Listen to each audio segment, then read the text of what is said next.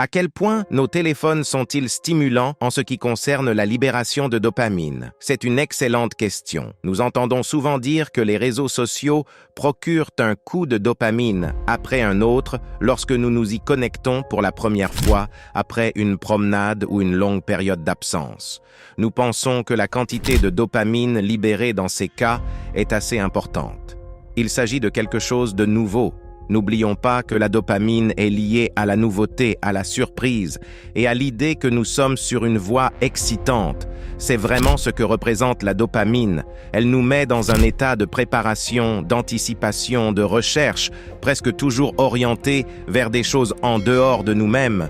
Pour contraster peut-être pour une discussion future, la sérotonine fait l'inverse.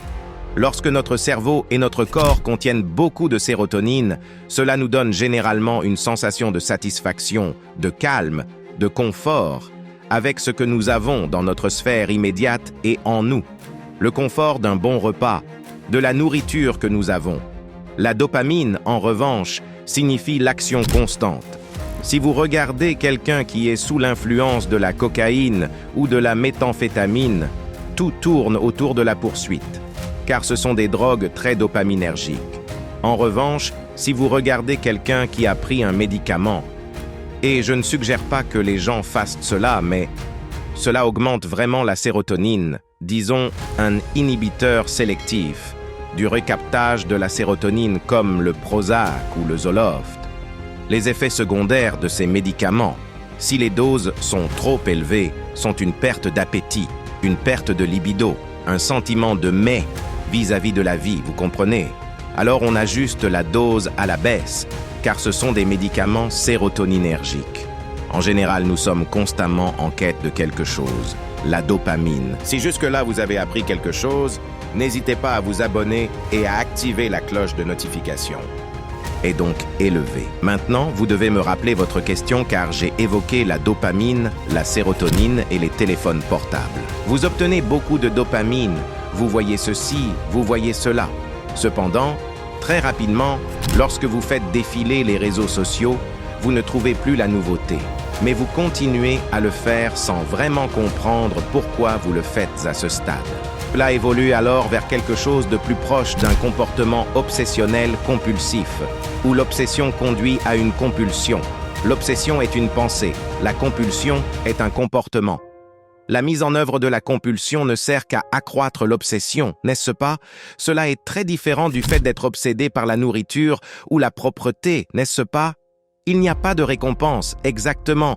Il n'y a pas de soulagement de l'anxiété en accomplissant la compulsion avec des comportements liés au TOC, comme faire défiler les réseaux sociaux. La dopamine diminue rapidement et vous vous retrouvez à vous demander pourquoi vous le faites. Nous avons tous été là. Vous faites défiler en vous disant « Pourquoi est-ce que je fais ça?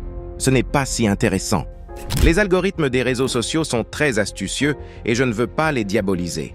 Je passe beaucoup de temps sur les réseaux sociaux, mais les algorithmes qu'ils ont intégrés fonctionnent de la manière la plus puissante possible pour maintenir les gens dans un comportement.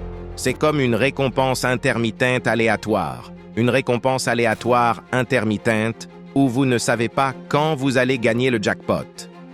Vous faites défiler, et puis vous voyez quelque chose généralement très attrayant.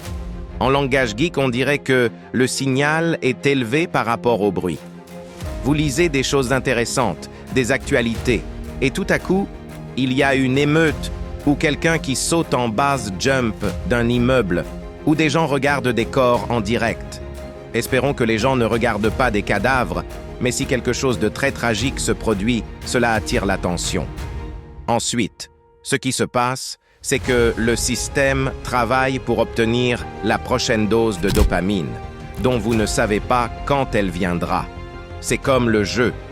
Je considère les réseaux sociaux comme étant initialement très dopaminergiques, procurant des récompenses, de la nouveauté, de la surprise et de l'excitation, mais très rapidement, cela évolue vers quelque chose de plus proche de l'obsession compulsive.